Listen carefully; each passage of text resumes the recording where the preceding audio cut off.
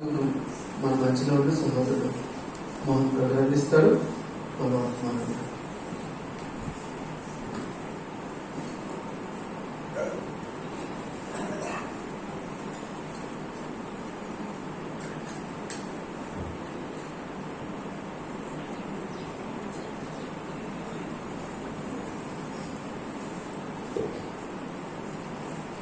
గ్రంథంలో నుంచి మొదటి దినవృత్తాంతం రాసుకుంటుంది.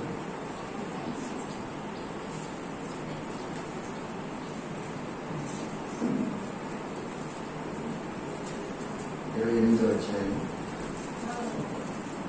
మొదటి దినవృత్తాంతం 28వ అధ్యాయం 10వ వచనం మనం కలిసి చదువుకుందాం. మొదటి దినవృత్తాంతం రాసిన గ్రంథము 28వ అధ్యాయం 10వ వచనం. పరిశుద్ధ స్థలముగా ఉండటకు ఒక మందిరమును కట్టించుటకై యెహోవా నిన్ను కోరుకున్న సంగతి మనసుకు తెచ్చుకొని ధైర్యం వహించి పని జరిగింది. దేవుని సహాయం కొరకు ప్రార్థన చేసుకున్నాం.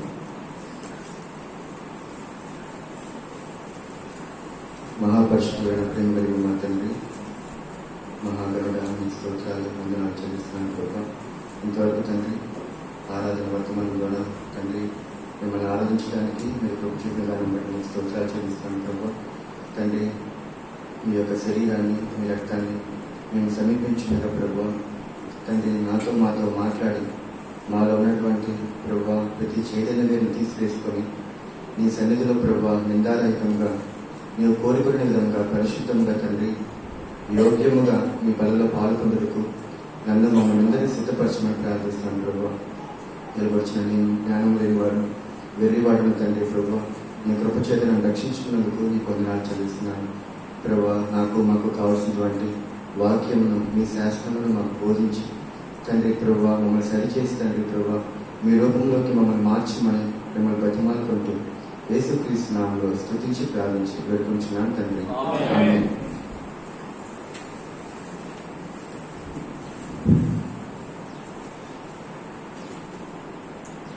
మరొకసారి చదువుకుందాం ఈ వచనాన్ని. మొదటి దినవృత్తాంతం రాసిన గ్రంథము 28వ అధ్యాయము 10వ వచనం. పరిశుద్ధ స్థలముగా ఉండటకు ఒక మందిరమును కట్టించుటకై యెహోవా నిన్ను కోరుకునే సంగతి మనసుకు తెచ్చుకొని ధైర్యం వహించి పని జరిగింపు. ఈ మాటలు పలుకుతున్నది ఎవరంటే, ఎవరు పలుకుతున్నారు ఈ మాటలు? దావీదు మహారాజు పలుకుతున్నాడు. ఎవరితో మాట్లాడుతున్నాడంటే తన కుమారుడైనటువంటి సొలొమోను రాజుతో మాట్లాడుతున్నాడు. నీవు దేవుని కొరకు ఒక పరిశుద్ధమైనటువంటి ఆలయాన్ని నువ్వు నిర్మించాలి. దాని కొరకు దేవుడు నిన్ను కోరుకున్నాడు.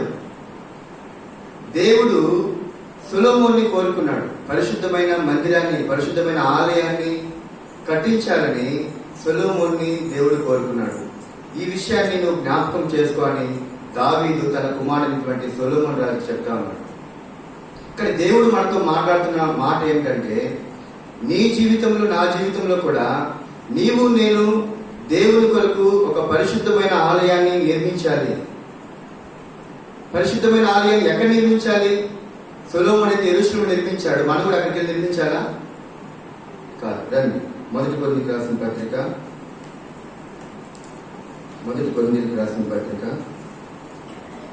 6వ అధ్యాయం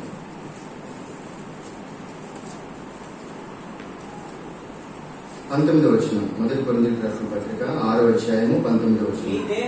మీ దేహము దేవుని వలన మీకు అనుగ్రహింపబడి మీలోనున్న పరిశుద్ధాత్మకు ఆలయమైనదని మీరెరుగరా? మీరు మీ సొత్తు కారు, విలువ పెట్టి కొనబడిన వారు కనుక మీ దేహముతో దేవుని మహిమపరచుడి.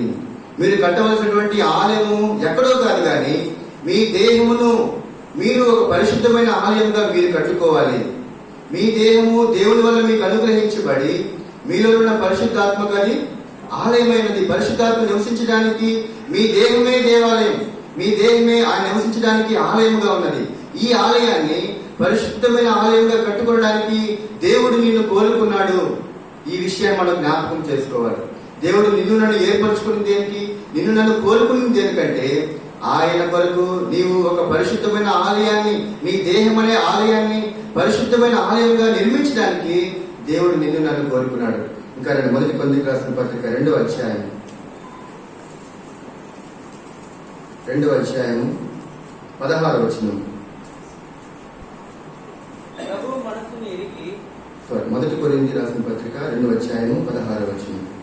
మీరు దేవుని ఆలయమై ఉన్నారనియు దేవుని ఆత్మ మీలో నివసించున్నాడనియు మీరు ఎరుగరా? ఎవడైనా దేవుని ఆలయమును పాడు చేసిన యెడల దేవుడు వాడిని పాడు చేయను. దేవుని ఆలయం పరిశుద్ధమైనది, మీరు ఆ ఆలయమై ఉన్నారు. ఎవరు ఈ ఆలయం? ఎవరు? మనమే దేవునికి ఆలయముగా ఉండాలి. ఈ ఆలయాన్ని ఎలాగ నువ్వు నిర్మించాలంటే ఒక పరిశుద్ధమైన ఆలయంగా నువ్వు నిర్మించాలి.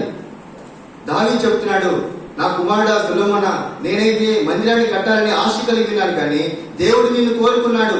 ఆయన కొరకు పరిశుద్ధమైన ఆలయం నిర్మించడానికి దేవుడు నిన్ను ఏర్పాటు చేసుకుని ఉన్నాడు. ఈ విషయాన్ని నువ్వు కూడా జ్ఞాపకం చేసుకో. ఆయన బలలో పాలు పొందక మునుపు ఆయన నీలో నుంచి ఏమి కోరుకుంటున్నాడు ఈ సంవత్సరం అంటే, ఆయన నీ దేహమును ఒక పరిశుద్ధమైన దేవాలయంగా నిర్మించడానికి, అలాగ మార్చడానికి దేవుడు నిన్ను నన్ను కోరుకున్నాడు. అయితే ఈ మధ్యాహ్న కాల సమయంలో అలాగ పరిశుద్ధమైన ఆలయంగా మనము మన జీవితాన్ని, మన దేహమును మార్చుకోవాలంటే మనము ఏమేమి చేయాలో 4 విషయాలు జ్ఞాపకం చేస్తాను. మొట్టమొదటి అనుభవం ఏంటంటే క్రొత్తగా మార్చబడినటువంటి అనుభవము, మారు మనసు కలిగినటువంటి అనుభవము. యోహాను సువార్త 3వ అధ్యాయం. యోహాను సువార్త 3వ అధ్యాయం 3వ వచనం. యోహాను సువార్త 3వ అధ్యాయం 3వ వచనం. అందుకు యేసు అతనితో, ఒకడు క్రొత్తగా జన్మించితేనే కానీ అతడు దేవుని రాజ్యం చూడలేడని నీతో నిశ్చయముగా చెప్పుచున్నాను నేను. ఈ మాట ఎవరు పలుకుతున్నారు? నికోదేముతో దేవుడు మాట్లాడుతున్నాడు. క్రొత్తగా నువ్వు జన్మించాలి. ఇంతకుముందు మన మొదటి వర్తమానం మారు మనసు మనము కలిగి జీవించాలి. నువ్వు క్రొత్తగా జన్మించినటువంటి అనుభవంలోకి రావాలి.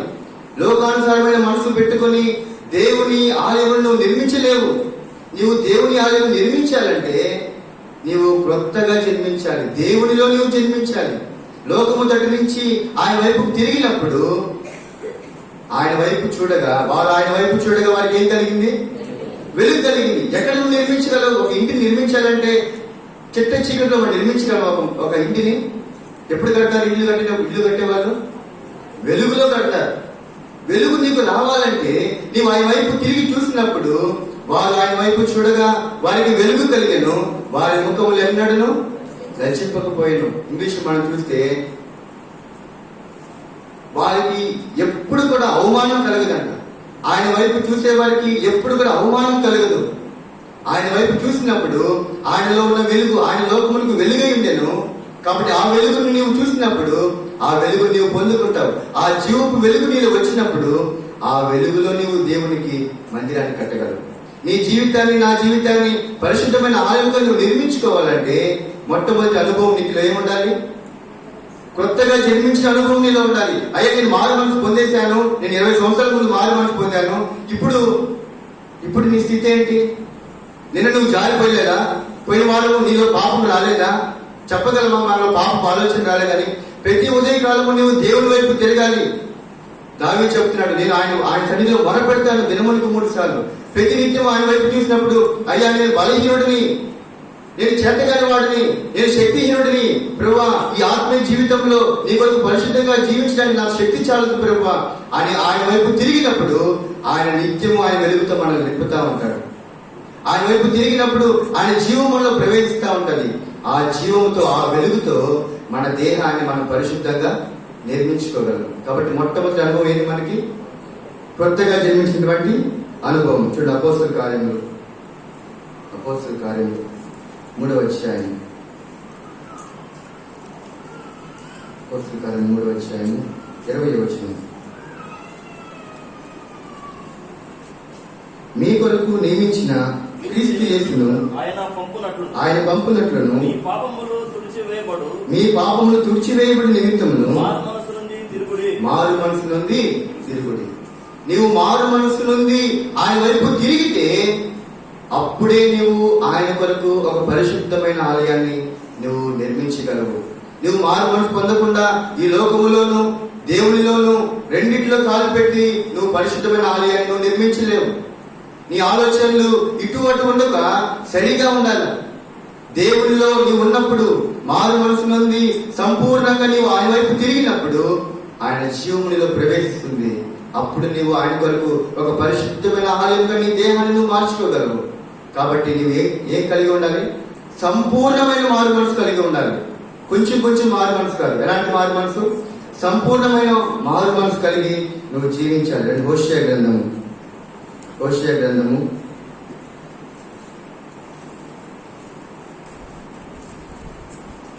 14వ అధ్యాయం. హోషేయ గ్రంథము 14వ అధ్యాయము 1వ వచనం. ఇశ్రాయేలు, నీ పాపము చేత నీవు కూలితివి కనుక నీ దేవుడిని యెహోవా తట్టుకు తిరుగుము. పాపము చేత మనిషి ఏమైపోతాడు? కూలిపోతాడు. ఒక పాపము చేస్తే ఆ పాపం మనిషిని ఊరకనే విడిచిపెట్టదు. పాపం మనిషికి అవమానం కలుగజేస్తుంది. పాపము మనిషికి రోగం కలుగజేస్తుంది. పాపము దరిద్రతను కలుగజేస్తుంది.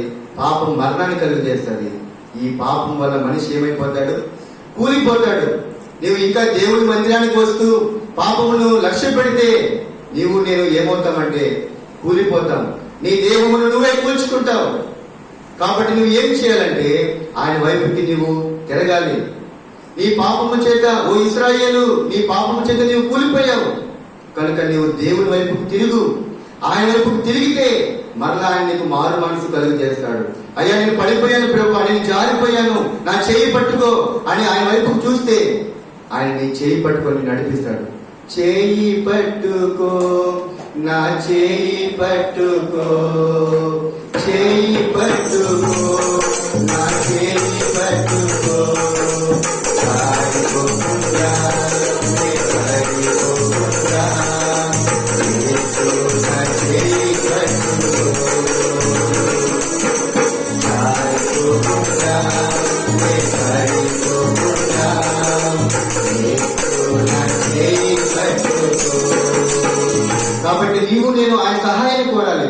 ప్రభువా, నేను పడిపోయేవాడిని, నేను జారిపోయేవాడిని, ప్రభువా నా చేయి పట్టుకో, ప్రభువా నేను నీ వైపుకు తిరగాలని ఆశిస్తున్నాను, నేను సంపూర్ణంగా నీకు లోపడడానికి ఇష్టపడుతున్నాను అని నీవు ఆయనకి సరెండర్ అయితే, ఆయనకి నిన్ను నువ్వు అప్పగించుకుంటే అప్పుడు నువ్వు ఎలా జీవించగలవు?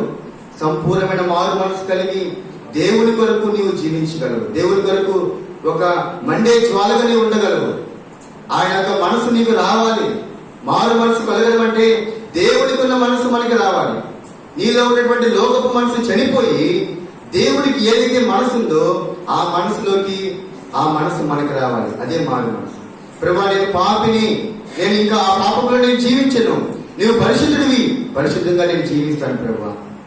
నువ్వు బలపరిచే దేవుడివి, నీ కొరకు నేను బలంగా వాడబడతాను ప్రభువా. నువ్వు క్షమించే దేవుడివి, నేను కూడా క్షమించడానికి ఇష్టపడతాను ప్రభువా. అలాంటి మనసు నీకు వస్తే అప్పుడు మనలో సంపూర్ణమైన మారు మనసు కలిగినట్టు. మన మనసుని, లోకానుసారమైన మనసు తీసివేసుకొని ఎలా జీవించాలంటే, ప్రభువా నీ చిత్తానుసారంగా నేను జీవిస్తాను, నీ మనసు నేను కలిగి జీవిస్తాను. తప్పిపోయిన కుమారుడు నాడు తన మనసుని తన స్నేహితులు ఎంతగానో పాడు చేశారు. స్నేహితుల మాట విన్నాడు, తన వెంటనే వాళ్ళకి లోబడిపోయి, ఆ మాటలకు లోబడిపోయి తనకున్నటువంటి ఆస్తిని అంతా పోగొట్టుకున్నాడు, తనకున్నటువంటి సంతోషాన్ని పోగొట్టుకున్నాడు, తనకున్న వస్త్రాలు పోగొట్టుకున్నాడు. Everything he lost. తనకున్నటువంటి ప్రతిదీ దాన్ని పోగొట్టుకున్నాడు. అతనికి బుద్ధి వచ్చింది, ఆయన మనసును మార్చుకున్నాడు, మనసులో ఆలోచన చేస్తున్నాడు. అతనికి బుద్ధి వచ్చినప్పుడు అతను అనుకున్నాడు, నేను తండ్రి దగ్గరికి వెళ్ళాలని. తండ్రి దగ్గరికి తిరిగి వచ్చిన తర్వాత తండ్రి తనని చేర్చుకున్నాడు. తిరిగి మళ్ళా ఎక్కడైనా తప్పిపోయినట్టు మనకు కనిపిస్తాడా? అంటే తప్పిపోయిన కుమారుడు తప్పిపోయి తిరిగి చేర్చుకొని పట్టిన తర్వాత మళ్ళా తప్పిపోలేదు. దావీదు పాపము చేశాడు, దానికి తగిన శిక్ష అనుభవించాడు, తిరిగి మళ్ళీ ఎప్పుడు కూడా పాపము చేయలేదు. దావీదు ప్రార్థిస్తాడు, నీ రక్షణానందమును మాకు మరలా పుట్టించు. ఒకవేళ ఇక్కడ కూర్చున్న నీవు నేను రక్షణానందాన్ని కోల్పోయి నీ జీవితాన్ని నీవే పాడు చేసుకో, నీ పాపం చేత నీవే కూలిపోయి ఉంటే దేవుడు నీతో మాట్లాడుతున్నాడు. తిరిగి మారు మనసు పొందు, నా వైపుకు తిరుగు. నా వైపు తిరిగిన వారు ఎవరు ముఖాలు కూడా లజ్జింపవు, వారి ముఖాలు ఎప్పుడు కూడా అవమానం కలగదు, వారు ధైర్యంగా ఉంటారు. సింహము ఉన్నటువంటి ధైర్యము దేవుడు దయచేసి దేవుడుగా ఉన్నాడు. కాబట్టి నీవు నేను ఆ రక్షణాన్ని ఎవరన్నా కోల్పోయి ఉంటే, ప్రభా నేను రక్షించబడ్డాను కానీ నీ యొక్క ఆనందాన్ని నేను కోల్పోయాను ప్రభా, తిరిగి నీ ఆనందాన్ని నాకు అనుగ్రహించు అని నువ్వు మొరపెడితే దేవుడు నీవు కోల్పోయినటువంటి నీ రక్షణ ఆనందాన్ని తిరిగి నీకు అనుగ్రహించిన దేవుడుగా ఉన్నాడు. ఆయన కరుణించి తిరిగి సమకూర్చే దేవుడు ఆయన. నువ్వు పడిపోయావు, నువ్వు జారిపోయావు, నువ్వు అంతే, నీ స్థితి అంతే అని చెప్పి దేవుడు నువ్వు వదిలిపెట్టే దేవుడు కాదు, విడిచిపెట్టే దేవుడు కాదు. ఆయన నిన్ను తిరిగి సమకూర్చే దేవుడుగా ఉన్నాడు. ఆయన నీ పట్ల కరుణ కలిగి ఉన్నాడు, సిద్ధ మనసు కలిగి ఉన్నాడు. క్షమించుటకు ఆయన ఎలాంటి వాడు? సిద్ధమైన మనసు గలవాడు. కీర్తన 80 మనం చూస్తాం 5వ వచనంలో. ఆయన క్షమించుటకు సిద్ధమైన మనసు గలవాడు. కాబట్టి నీవు నేను బలను సమీపించిపోయే ముందు నీ రక్షణ ఆనందాన్ని నువ్వు కాపాడుకుంటున్నావా? నిజముగా ఆ మనసు నువ్వు కలిగి ఉన్నావా? క్రీస్తు యేసును కలిగిన మనసును మీరు కూడా కలిగి ఉండి. ఫిలిప్పీ 2:5 మనం చూస్తే ఆయన ఎంతగానో తగ్గించుకున్నాడు నీ కొరకు. ఆయన నీ కొరకు ఆ యొక్క భాగ్యాన్ని విడిచిపెట్టేశాడు నీ కొరకు. దాసుని స్వరూపం నీ కొరకు ధరించాడు, రిక్తునిగా నీ కొరకు మార్చబడ్డాడు. ఎందుకు? ఈ మనసు మనకి రావాలి. దేవుని కొరకు నీవు నేను తగ్గించుకోవాలి. గర్వములు మనం కోరుకోకూడదు. కాబట్టి దేవుని వైపు మనకి తిరిగితే, ఆ యొక్క మారు మనసు మనం కలిగి జీవిస్తే, అప్పుడు నీవు నేను మన దేహాన్ని పరిశుద్ధమైన ఆలయంగా కట్టగలము. కాబట్టి మొట్టమొదటి అనుభవము నీవు నేను ఆయన వైపుకి తిరగాలి. చూడండి, కీర్తన గ్రంథంలో 51వ అధ్యాయంలో దావీదు ప్రార్థన చేస్తాడు. 51వ అధ్యాయం 12వ వచనం. నీ రక్షణానందము నాకు మరలా పుట్టించుము, సమ్మతి గల మనసు కలుగు చేసి నన్ను దృఢపరచము. నీవు పాపము చేస్తే నీకు సమ్మతి గల మనసు రాదు. దేవుడి దగ్గరికి వచ్చి ధైర్యంగా నిన్ను ఆరాధించడానికి, దేవుడిని ఆరాధించడానికి, యోగ్యముగా పనులు పాలు పొందడానికి సమ్మతి గల మనసు నీకు ఉంటుందా? నీ హృదయం నీ మీద దోషారోపణ చేయదా? నీ మనసుని నువ్వు దేని మీద కేంద్రీకరించున్నావు? లోకమును దాని ఆశ గతించిపోతాయి. లోకములో ఉన్నదంతా శరీరాశ, నేత్రాశ, జీవ కుటుంబం కదా. శరీరాశ నువ్వు కోరుకుంటున్నావా? శరీరాశను కోరుకున్నటువంటి సంస్థలు ఏమయ్యాడో నీకు తెలియదా? తన యొక్క దేహాన్ని, తన యొక్క పరిశుద్ధమైన ఆలయంగా ఉండవలసినటువంటి తన జీవితాన్ని ఎట్లాగా తను కోల్పోయాడు. తన అంతము ఎంత భయంకరంగా మార్చబడిందో. దేవుని బిడ్డలను ఒక మంచి మార్గంలో నడిపించాల్సినటువంటి న్యాయాధిపతి ఫిలిస్తీన్ల చేతిలో అప్పగించబడ్డాడు. తన కళ్ళు కోల్పోయాడు. అందులో దేవాలయంలో కట్టబడ్డాడు. ఎంత దౌర్భాగ్యమైన స్థితికి తను జరిగాడో. ఎందుకు? తన మనసుని తను శరీరాశ వైపు త్రిప్పుకున్నాడు. శరీరాశ వైపు త్రిప్పుకున్నందుకు తన జీవితంలో దేవుడు తన పట్ల ఏదైతే ఉద్దేశించాడో ఆ ఉద్దేశంలో నెరవేర్చలేకపోయాడు.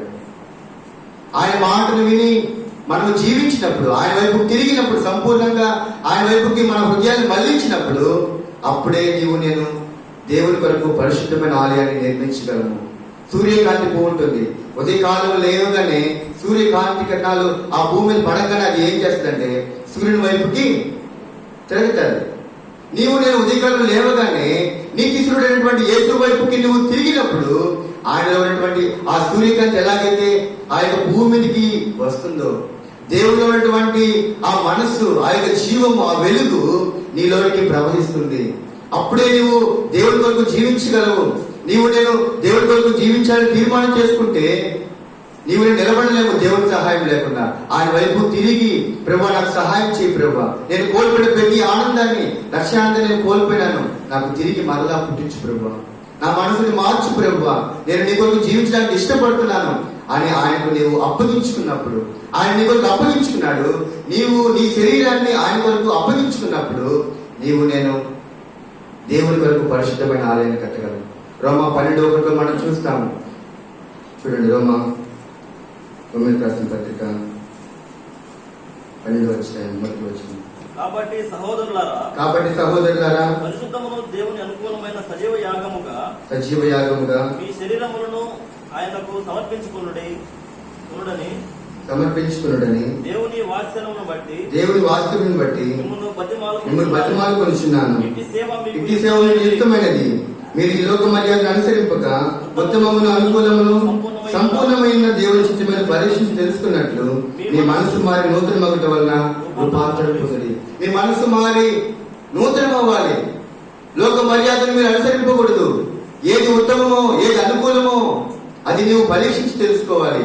దేవుని మనసులోకి నువ్వు మారాలి. సంపూర్ణమైనటువంటి మారు మనసు కలిగి దేవుని వైపు తిరిగి చూసినప్పుడు అప్పుడే మనము ఆయన కొరకు మన జీవితాన్ని పరిశుద్ధమైన ఆలయంగా నిర్మించగలము. గలతీయులకు రాసిన పత్రిక 5వ అధ్యాయం,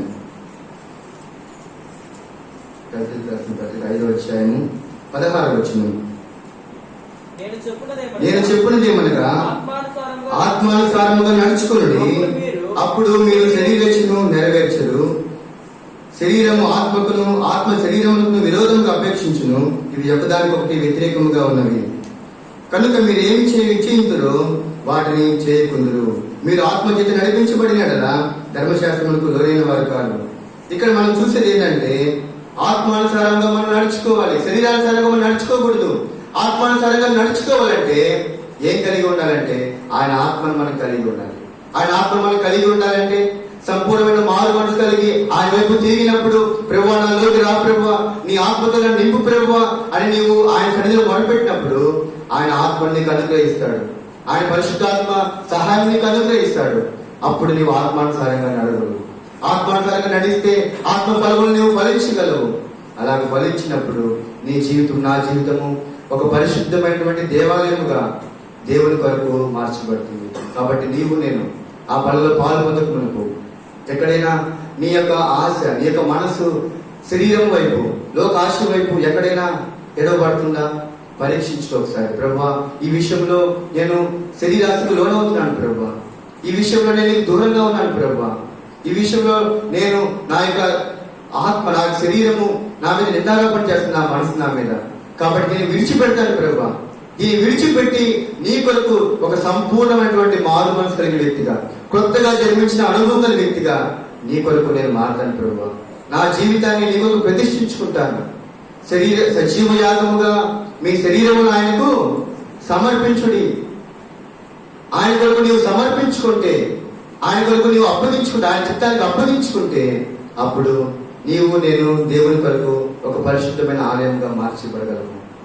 అది మొదటి అనుభవం. రెండవ అనుభవము రండి, మొదటి దినవృత్తాంతము రాసిన గ్రంథము 29వ అధ్యాయం.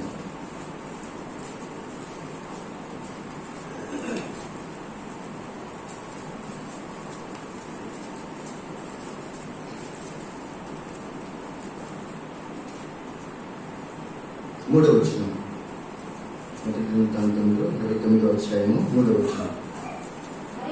మరియు నా దేవుని మందిరం మీద నాకు కలిగి ఉన్న మక్కువ చేత నేను ఆ ప్రతిష్ఠితమైన మందిరం నిమిత్తము సంపాదించి ఉంచిన వస్తువులు కాక నా స్వంతమైన బంగారమును వెండిని నా దేవుని మందిరం నిమిత్తము నేను ఇచ్చేదను. ఇక్కడ దావీదు చెప్తున్నాడు, ఈ మందిరాన్ని నువ్వు కట్టాలని దావీదు తన కుమారుడు చెప్పాడు, మందిరాన్ని కట్టమని. ఆ మందిరం కొరకు దావీదు చెప్తున్నాడు, ఈ మందిరం మీద నాకున్నటువంటి ఏముంది, ఆయన మందిరం మీద మక్కువ అంటే ఏంటి? ప్రేమ. ఆ మందిరం మీద నాకు ఎంతో ప్రేమ ఉంది. ఆ మందిరాన్ని నేనే కట్టాలనుకున్నాను. కాబట్టి నా దగ్గర బంగారము, వెండి, నేను ఏదైతే సంపాదించానో, రాజ్యాలను కొల్లగొట్టి రాజ్యాలను జయించి ఏదైతే బంగారాన్ని సంపాదించానో, ఏదైతే వెండిని సంపాదించానో, అది మాత్రమే కాదు, నా సొంతంగా నేను ఏదైతే సంపాదించానో అది కూడా నేను దేవుని కొరకు సమర్పించాలని నిశ్చయించాను. దేవుని మందిరం పట్ల దావీదుకి ఎంత ప్రేమ ఉందో చూడండి. నీవు నేను దేవుని కొరకు మందిరాన్ని కట్టాలంటే, నీ శరీరాన్ని, నా శరీరాన్ని మనం పరిశుద్ధ ఆలయంగా నిర్మించాలంటే నీవు నేను కలిగి ఉండాల్సినటువంటి రెండవ లక్షణము దేవుని మీద ప్రేమ కలిగి ఉండాలి. ఒక వ్యక్తి మీద ప్రేమ కలిగి ఉంటే ఆ వ్యక్తి కొరకు మనం ఏమైనా చేయగలం. అవునా కదా? అవునా కదా? ప్రేమ దేనినా చేయగలదు. ఈ లోకంలో మనం చూస్తే తాజ్ మహల్ ఉంది. తాజ్ మహల్ ఎవరు కట్టించారు? ఎవరు కట్టించారు తాజ్ మహల్? షాజహాన్ కట్టించాడు. ఎవరి కొరకు కట్టించాడు? ముంతాజ్ బేగం అనేటువంటి తన మూడో భార్య అయినటువంటి ముంతాజ్ బేగం కొరకు కట్టించాడు. ఎందుకు కట్టించాడు ఆమె కొరకు?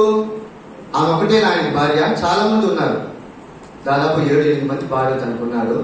దానిలో 3వ భార్య ముంతాజ్ బేగం. ఆమెను అతను ఎక్కువగా ప్రేమించాడు. ఆమె ఎలా చనిపోయిందో తెలుసా? తన 14వ బిడ్డను కనేటప్పుడు చనిపోయింది. ఆమెను నేను ఎంతగా ప్రేమించానో లోకానికి నేను తెలియచేయాలని తన కొరకు తన ప్రేమకు చిహ్నంగా తాజ్ మహల్ కట్టించాడు. దాన్ని చూడడానికి ఎంతో మంది విదేశాల నుంచి చూస్తూ ఉన్నారు. ఒక వ్యక్తి తన ప్రేమకు గుర్తుగా ఎంత చేశాడు చూడండి.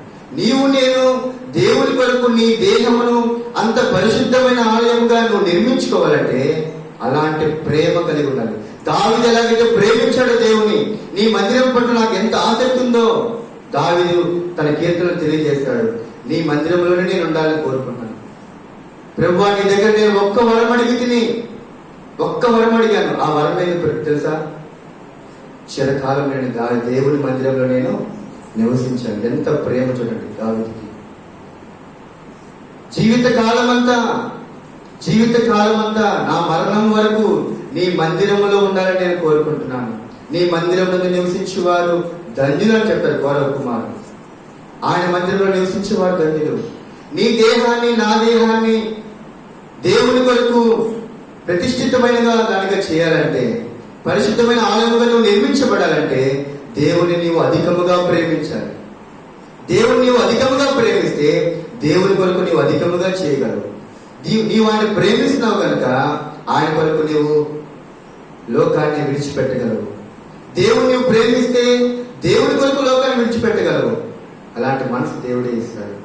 దావీదు చెప్తున్నాడు, నాకున్న ప్రేమ, నా సొంత బంగారాన్ని కూడా దేవునికి చేస్తున్నాను. నా సొంత కష్టార్జితమైన బంగారాన్ని, నాకున్న సమస్తము.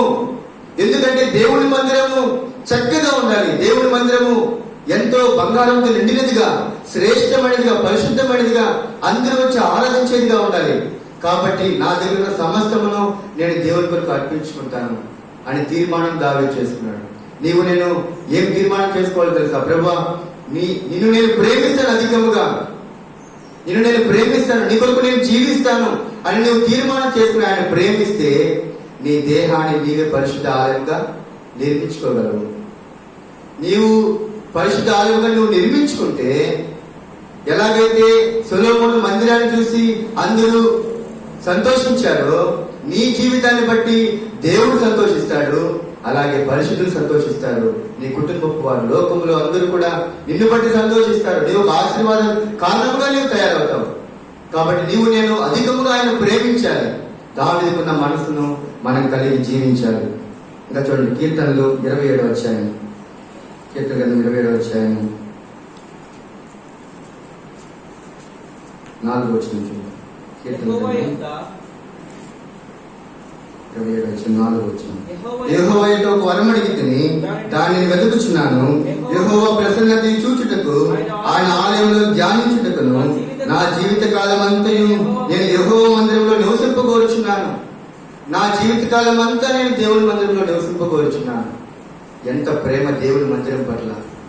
నీవు నేను ఆయన మీద, ఆయన మందిరం పట్ల, ఆయన ఆజ్ఞల పట్ల ప్రేమ కలిగి జీవిస్తే నీ దేహమును నేను పరిశుద్ధ ఆలయంగా నిర్మించగలను. యోహాను సువార్త 15వ అధ్యాయం, యోహాను సువార్త 15వ అధ్యాయం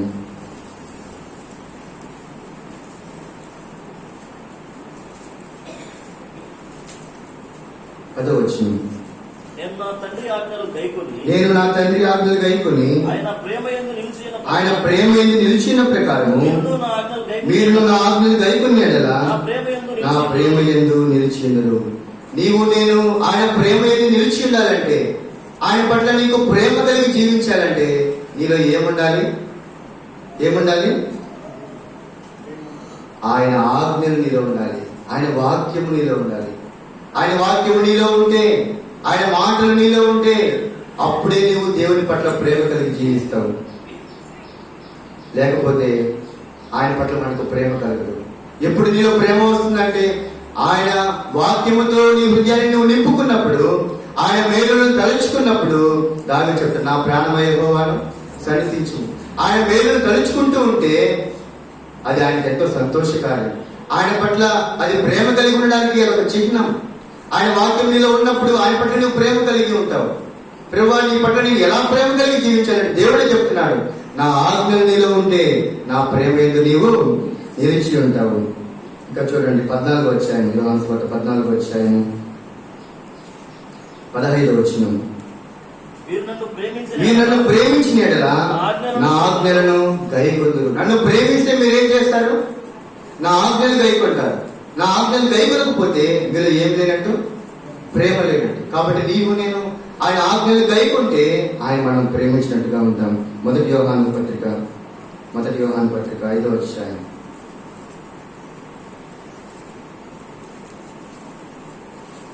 3వ వచనం. మనం ఆయన ఆజ్ఞలను గైకొనుటయే దేవుని ప్రేమించుట.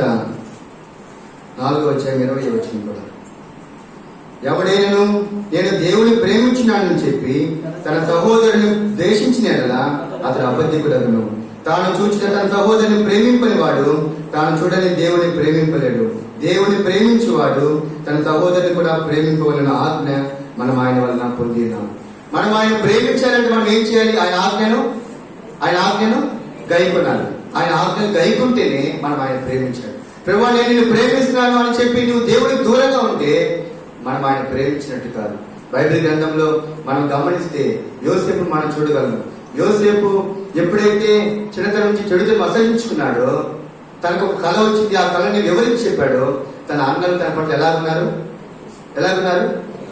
ఎంతో ద్వేషంతో నిండిపోయినారు, కలహంతో నిండిపోయినారు, అసూయతో నిండిపోయినారు, కోపంతో నిండిపోయినారు. అన్నలాగా ఇది దేవుడు నాకు చూపించాడు దర్శనము అని చెప్పినప్పుడు వారు ఎంతగానో కోపంతో ఉన్నారు. అలాంటి కోపంతో ఉన్న అన్నల దగ్గరికి తండ్రి చెప్తున్నాడు, నా కుమారుడు యోసేపు, నీవు అన్నల దగ్గరికి వెళ్ళి వాళ్ళ క్షేమాన్ని విచారించు.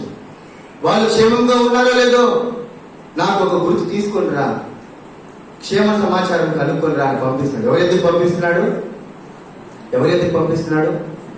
అన్నలు ఎప్పుడైనా గొర్రెలు కాసడానికి నుంచి ఆ యొక్క ప్రాంతం నుంచి వచ్చినప్పుడు యోసేపు బాగున్నావా అని అన్న మాటలు ఎప్పుడు కూడా యోసేపు వినలేదు. అతని క్షేమ సమాచారం ఎప్పుడు కూడా వాళ్ళు విచారించలేదు. యోసేపు అన్నలు అలా జీవిస్తుంటే యోసేపును తన తండ్రి పిలిచి, అయ్యా నీవు నీ అన్నల దగ్గరికి వెళ్ళాలి అని చెప్పినప్పుడు యోసేపు ఏమని ఉండాలి? నాన్న, నేను కలగని చెప్పాను కదా, వాళ్ళు నా మీద ఉరిమి చూశారు, నా మీద కోపంతో ఉన్నారు, అసూయతో ఉన్నారు, నేను వెళ్తే నన్ను ఏమైనా కొడితే అని తిరిగి మాట్లాడలేదు. ఎందుకంటే తన తండ్రి పట్ల యోసేపు ఎంత ప్రేమ కలిగి ఉన్నాడో ఆయన ఆజ్ఞలు గైకొనడంలోనే మనం అర్థం చేసుకోగలం. తన క్షేమ సమాచారం విచారించిన వారి దగ్గరికి వాళ్ళ క్షేమ సమాచారం విచారించడానికి యోసేపు పంపబడ్డాడు. యోసేపు వెళ్ళాడు. ఆ ప్రాంతం ఏ ప్రాంతం అయితే తన తండ్రి చెప్పాడో షెకెములో వాళ్ళు ఆ గొర్రెలు కాచుకుంటున్నారు. అక్కడికి వెళ్ళి మొత్తం గమనించాడు. ఎక్కడ నా అన్నలు? షెకెములో మా తండ్రి చెప్పాడు వాళ్ళు ఆ ప్రాంతంలో గొర్రెలు కాచుకున్నారు. అక్కడికి వెళ్ళి మొత్తం చూశాడు, పరిశీలించాడు. ఎక్కడ వాళ్ళ అన్నలు కనపడలేదు. ఏం చేయాలి యోసేపు? ఏం చేయాలి? నా అన్నలు నా మీద కోపంగా ఉన్నారు, అసూయతో ఉన్నారు, ద్వేషంతో పగతో ఉన్నారు. మా నాన్న చెప్పింది ఏమని చెప్పాడు? వెళ్ళి ఆ ప్రాంతంలో ఉన్నారు, పోయి వాళ్ళ దగ్గరికి వెళ్ళు అని చెప్పాడు. ఆ ప్రాంతంలో వాళ్ళు లేరు కదా, నేను వచ్చి ఇచ్చి వెంటనే ఆజ్ఞ ఏమైంది? గైకొనబడింది. అవునా కదా? తండ్రి చెప్పిన ఆజ్ఞని గైకొనడా లేదా యోసేపు? అక్కడికి వెళ్ళాడు, అక్కడ వాళ్ళు లేరు. కానీ యోసేపు అలా చేయలేదు. యోసేపు ఏం చేశాడు తెలుసా? ఇటు అటు తిరిగి చూస్తా ఉన్నాడు. అయ్యో, నా అన్న లేదేంది? నా అన్నలు ఇక్కడే ఉంటాయని చెప్పాడు కదా నా తండ్రి, వీళ్ళు ఎక్కడికి వెళ్ళారు?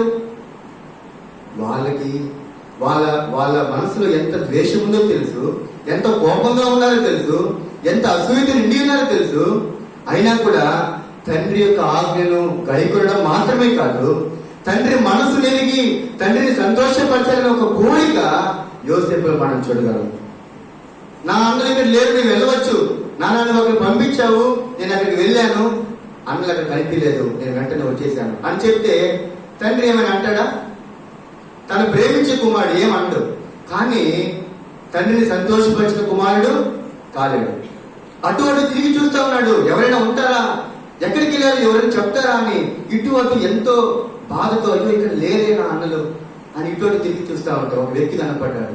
ఆ వ్యక్తిని అడిగాడు, అయ్యా ఇక్కడ నా అన్నలు ఉన్నారు, చూసావా, వాళ్ళు ఎక్కడికి వెళ్ళడం చూసావా అని అడిగినప్పుడు ఆ వ్యక్తి అన్నాడు, అయ్యా వారు దోతానికి వెళ్తారని వాళ్ళు మాట్లాడుకుంటుంటే నాకు వినపడింది, బహుశా వాళ్ళు దోతాల్లో ఉంటారేమో, వెళ్ళి చూడు.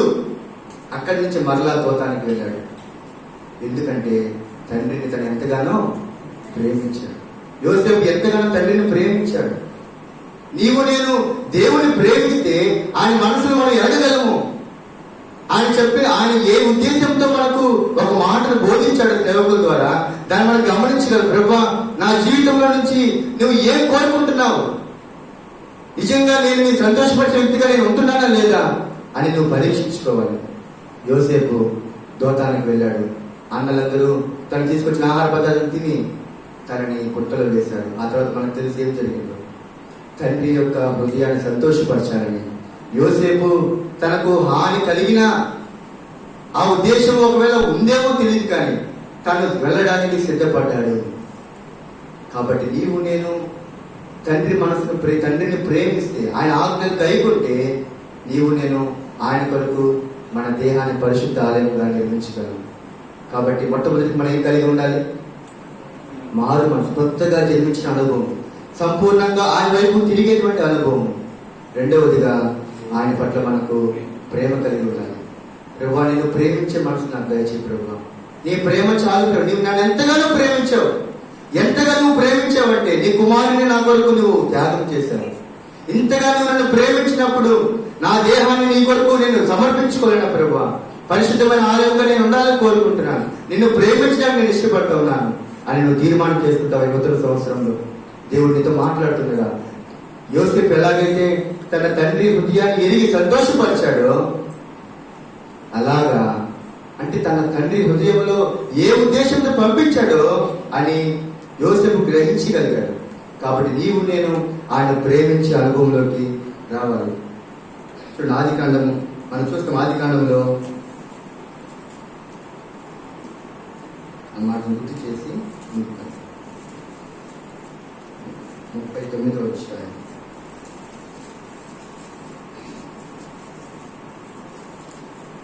అది కానీ 37వ అధ్యాయము 15వ వచనం. అతడు పొలంలో ఇటు అటు తిరుగుచుండగా ఒక మనుషుడు అతను చూచి, నీవేం వెతుకుచున్నావు అని అతను అడిగాను. ఇక్కడ మనం గమనిస్తే యోసేపు తన తండ్రి హృదయాన్ని ఎరిగి, తన తండ్రి ఏ ఉద్దేశంతో నన్ను పంపించాడో ఆ ఉద్దేశం నెరవేర్చాలని కోరుకున్నాడు. ఆయన ప్రేమించినప్పుడు ఆయన ఆజ్ఞలు మనం గైకొంటాం. ఆయన ఆజ్ఞలు గైకొన్నప్పుడు మనం ఆయన ప్రేమలో ఏముంటాం? నిలిచి ఉంటాం. ఆయన ప్రేమలో నిలిచి ఉంటే ఆయన కొరకు మనము పరిశుద్ధమైన ఆలయమును కట్టగలము. మూడవదిగా పరిశుద్ధత మనం కలిగి జీవించాలి. దేవుని ఆలయము మనం నిర్మించాలంటే పరిశుద్ధత మనం కలిగి జీవించాలి. గెబ్రీయులు రాసిన పత్రిక 12వ అధ్యాయం. రాసిన పత్రిక 12వ అధ్యాయం 14వ వచనం. అందరితో సమాధానమును పరిశుద్ధత కలిగి ఉండుటకు ప్రయత్నించుడి. పరిశుద్ధత లేకుండా ఎవడునూ ప్రభువును చూడడు. పరిశుద్ధత నీవు నేను కలిగి లేకపోతే ఆయన కొరకు పరిశుద్ధమైన ఆలయాన్ని నిర్మించలేము. ఆయన నీ కొరకు పరిశుద్ధమైన వాడిగా ఉండి సిలువలో నీ కొరకు బలియాగమయ్యాడు. ఆయన ఎలాంటి పరిశుద్ధుడు? ఆయన ఎలాంటి కల్మషము లేదు, ఆయన ఎలాంటి పాపము లేదు. పాపము లేని వ్యక్తి నీ కొరకు పాపముగా చేయబడ్డాడు. ఎందుకో తెలుసా? నీవు నేను పరిశుద్ధంగా జీవించాలని, నీవు నేను పవిత్రతతో కలిగి జీవించాలని ఆయన నీకు పరిశుద్ధత ఇవ్వడానికి తను పాపముగా చేయబడ్డాడు. అలాంటి పరిశుద్ధత నీవు కలిగి జీవించినప్పుడు నీవు నేను ఆయన కొరకు పరిశుద్ధమైన ఆలయాన్ని నిర్మించగలను. లేవికాండము 20వ అధ్యాయం.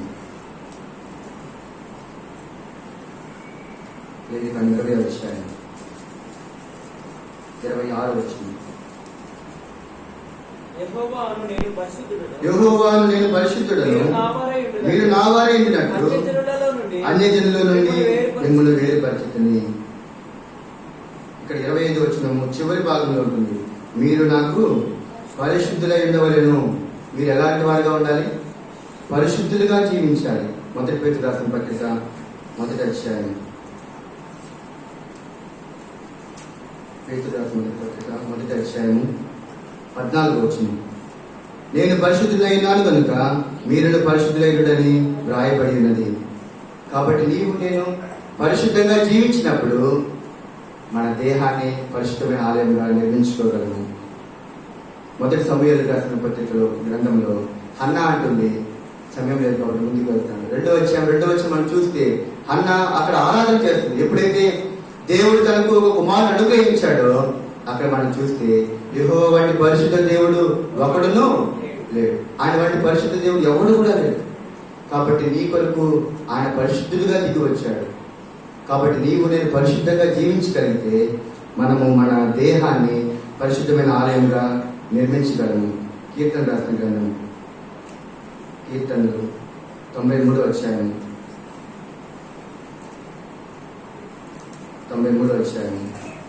5వ వచనం. నీ శాసనములు ఎన్నడూ తప్పిపోవు. యెహోవా ఎన్నటెన్నటికీ పరిశుద్ధతే నీ మందిరములకు అనుకూలం.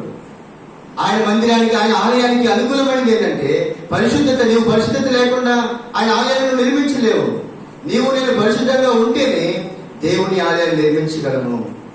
ఇక్కడ యోసేపుని మనం చూస్తే ఆయన జీవితంలో ఆయన దగ్గరికి శోధన వచ్చినప్పుడు, ఆయన దగ్గరికి పాపం ప్రవేశించినప్పుడు ఆయన ఏం చేశాడు?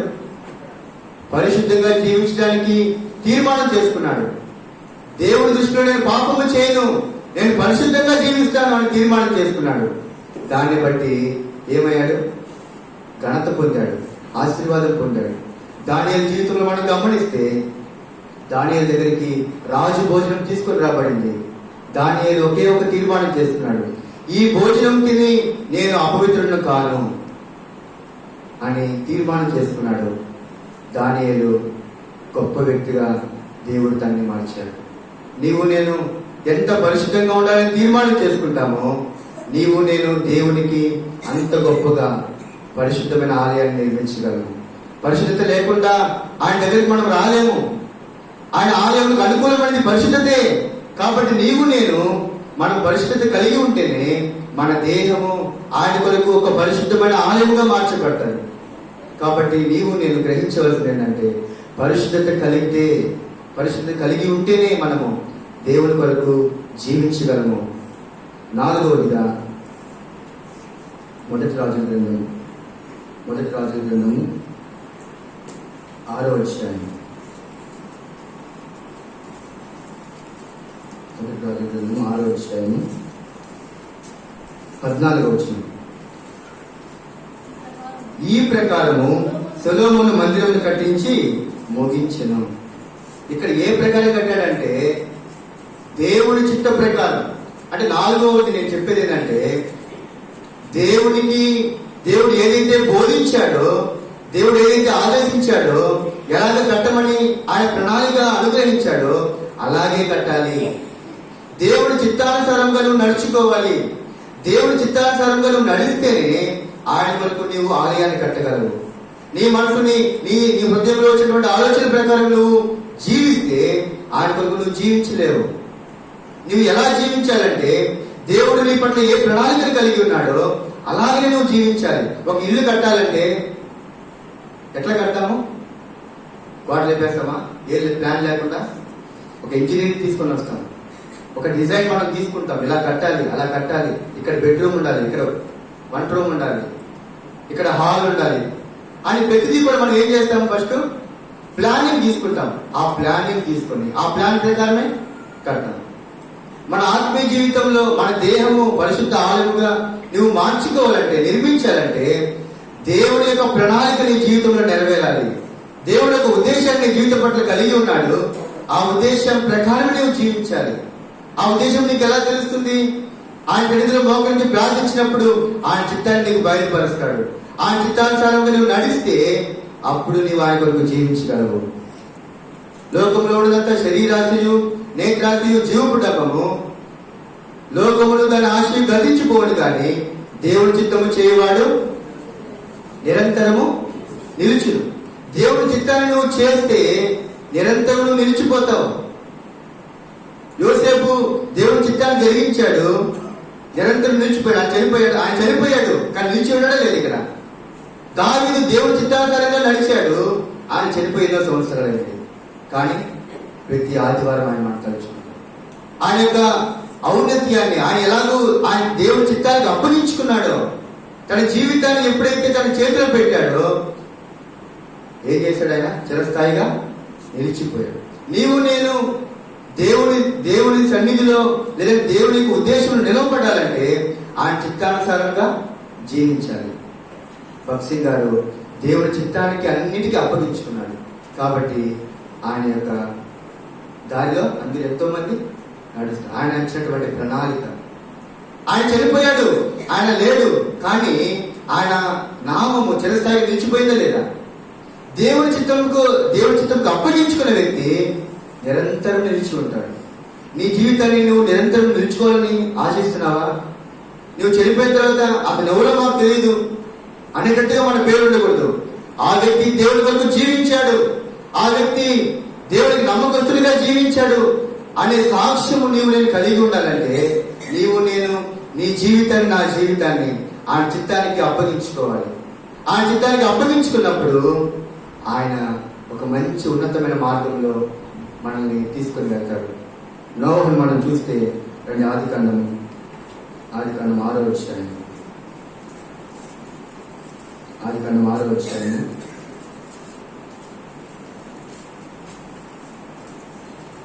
15వ వచనం. ఆదికాండము 6వ అధ్యాయం 15వ వచనం. నీవు దాన్ని చేయవలసిన వెలిగింది ఆ ఓడ 300 మూరల పొడవును 70 మూరల వెడల్పును 30 మూరల ఎత్తును గలదై ఉండవలని. ఇక్కడ దేవుడు నోవహుకి చెప్పాడు, నోవహు నువ్వు ఓడని ఎలా తయారు చేయాలంటే ఇంత పొడవు ఉండాలి, ఇంత వెడల్పు ఉండాలి, ఇంత ఎత్తు ఉండాలి. నోవహుకి ఓడ తయారు చేయబడినప్పుడు సరే ప్రభు నేను తయారు చేయాలని చెప్పలేదు. నోవహు ఎలా తయారు చేయాలి ప్రభు నాకు తెలియదు, ఎంత పొడవు ఉండాలి నాకు తెలియదు, ఎంత వెడల్పు ఉండాలి నాకు తెలియదు, దాన్ని ఏమి చేయాలి నాకు తెలియదు, నువ్వు ఎలా కట్టమని చెప్తావో అలాగే నేను కడతాను అని దేవుడికి అప్పగించు. దేవుడు చెప్పాడు ఇలా కట్టాలి, అలా కట్టాలి.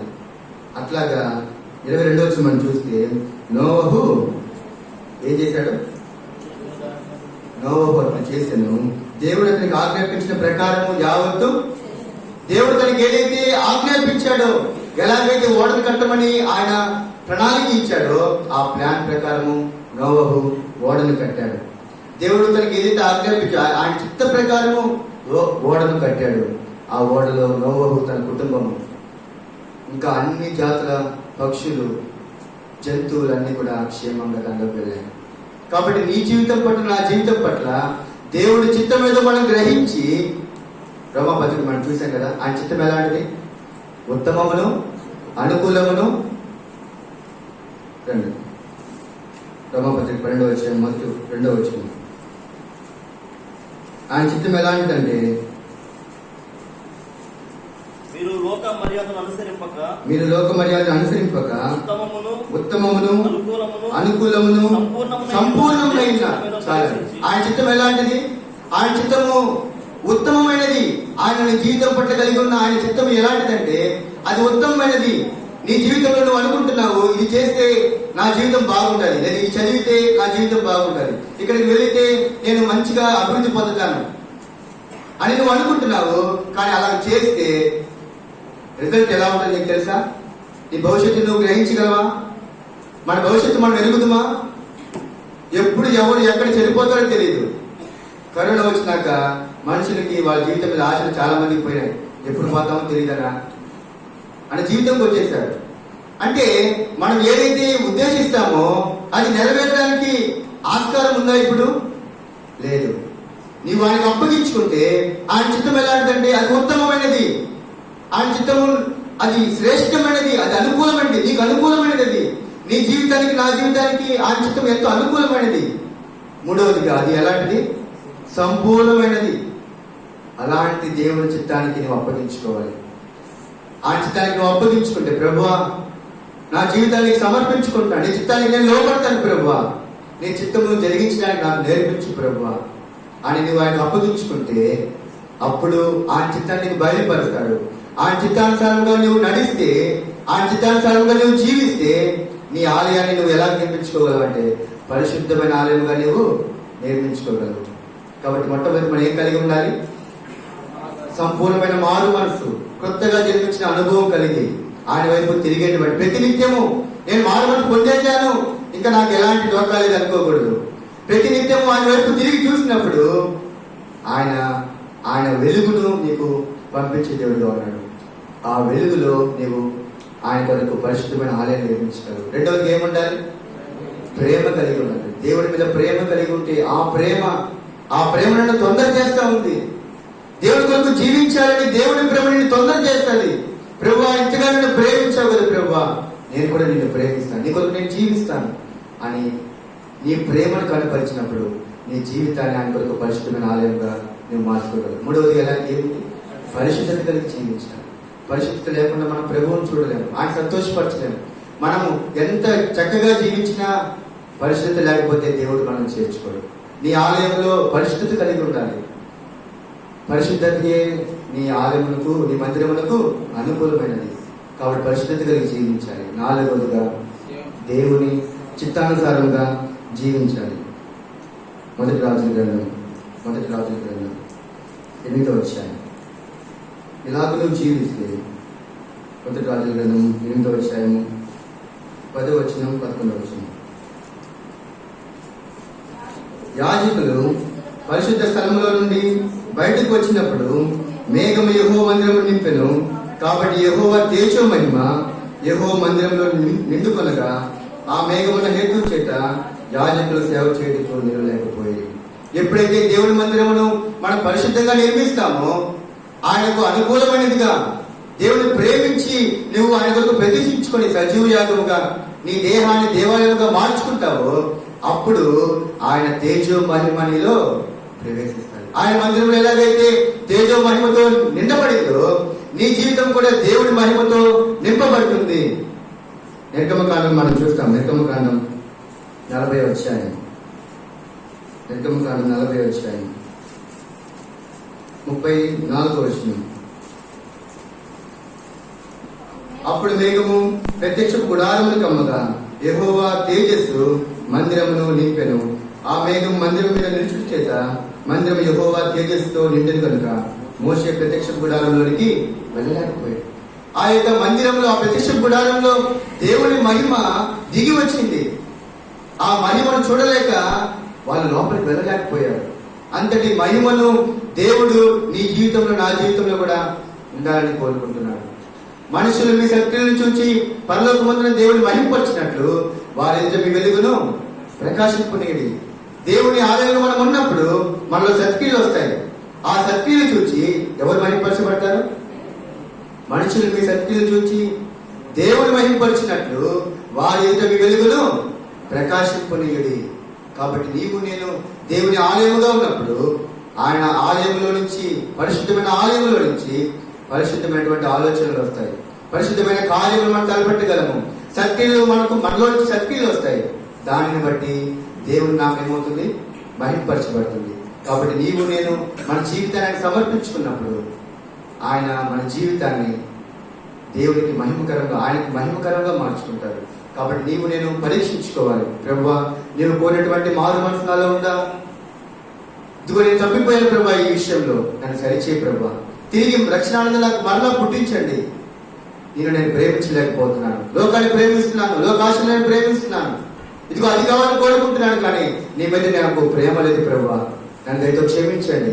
బలలో పాలు పొందక మనకు నీ మీద నాకు ప్రేమ అనుగ్రహించండి. నీ ఆజ్ఞలను నేను గైకొట్టాలి ప్రభువా, నీ మీద నేను ప్రేమ కలిగి ఉండాలని కోరుకుంటున్నాను, పరిశుద్ధత నేను కలిగి జీవించాలని కోరుకుంటున్నాను.